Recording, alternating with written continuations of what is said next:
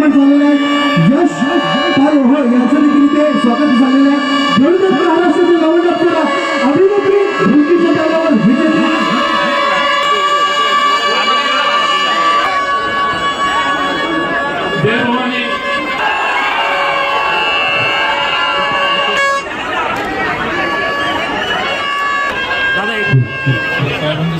केंद्रीय मंत्री आपल्या सर्वांचे लाडके रामदास आठवले साहेब यांचं सुनील चौधरी स्पोर्ट्स असोसिएशन आपलं।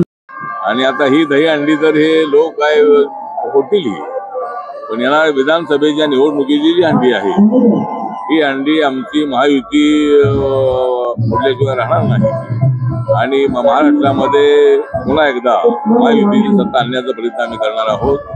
त्यामुळे मला पूर्णपणे विश्वास आहे की जनता आमच्या पाठीशी आहे आणि आम्हाला नक्कीच येणाऱ्या निवडणुकीमध्ये प्रचंड यश मिळणार आहे। लोकसभेला जे काही घडलं ते यावेळेला घडणार नाही। यावेळेला मात्र मोठ्या संख्येनं जनता आमच्या पाठीशी उभी आहे। विकासाच्या मुद्द्यावर ही निवडणूक आहे, त्यामुळं जवळजवळ आम्हाला 180 पेक्षा जास्त आणि छोट्या मुलींवरती सुद्धा अत्याचाराच्या घटना मोठ्या प्रमाणामध्ये वाढलेली आहे। बदलापूरला आपण पाहिलेलं आहे, बदलापूरला याची घटना घडलेली आहे आणि देशभरामध्ये महिला सुरक्षित नाही। त्या महिलांना सुरक्षित ठेवण्यासाठी समाजाच्या घटकांनी पुढे आलं पाहिजे।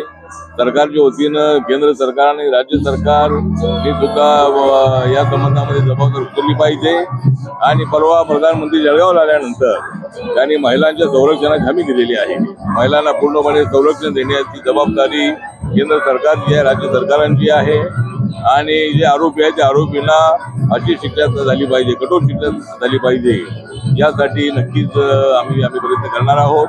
बदलापूरच्या घटनेमध्ये जे काही घडलेलं आहे तर त्या आरोपीला फाशी शिक्षा झाली पाहिजे अशा पद्धतीची आमची मागणी आहे। आणि पुण्याच्या घटनेचा तर मानवतेला कलंक लावणाऱ्या घटना घडत आहेत, याची प्रवृत्ती जी आहे ती प्रवृत्ती नष्ट केली पाहिजे आणि समाजातल्या काही एनजीओनी, काही लोकांनी, नेत्यांनी, कार्यकर्त्यांनी पुढे आलं पाहिजे आणि अशा लोकांवरती बहिष्कार टाकला पाहिजे।